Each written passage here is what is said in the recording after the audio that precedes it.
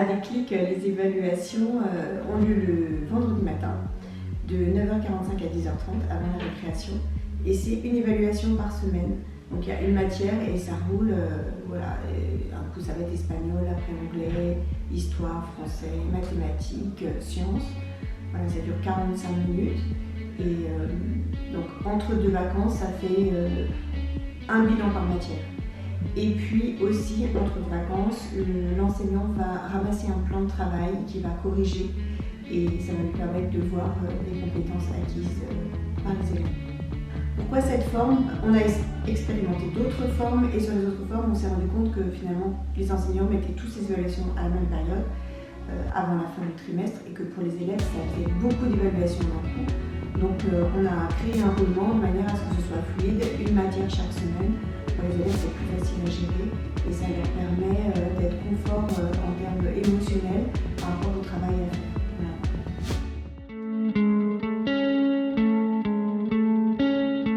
En 6e, en 5e et en 4e, les élèves sont évalués par compétences.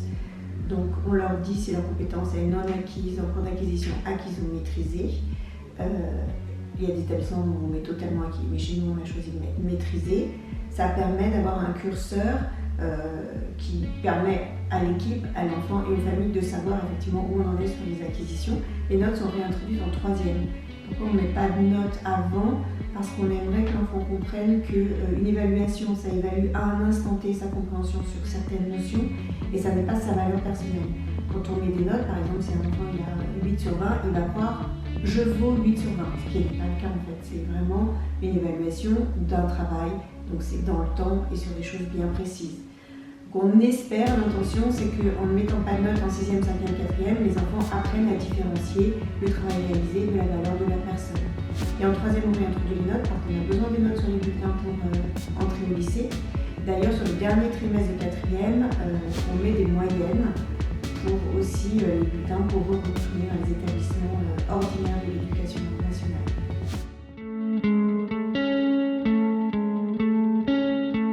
L'évaluation, c'est quelque chose qui est important. L'enfant, il doit pouvoir avoir un retour sur son travail. C'est-à-dire, c'est pas parce qu'on a fini son plan de travail qu'on a forcément compris les notions. Donc, normalement, on doit approfondir sa compréhension en corrigeant son plan de travail. Et après, on a l'évaluation où la notion elle a été aussi révisée, donc ça permet aux enfants d'avoir un retour sur où ils en sont dans leurs acquisitions, et ça c'est vraiment important. De se rendre compte par eux-mêmes, je sais faire ou je ne sais pas faire, je sais faire complètement ou je sais faire partiellement.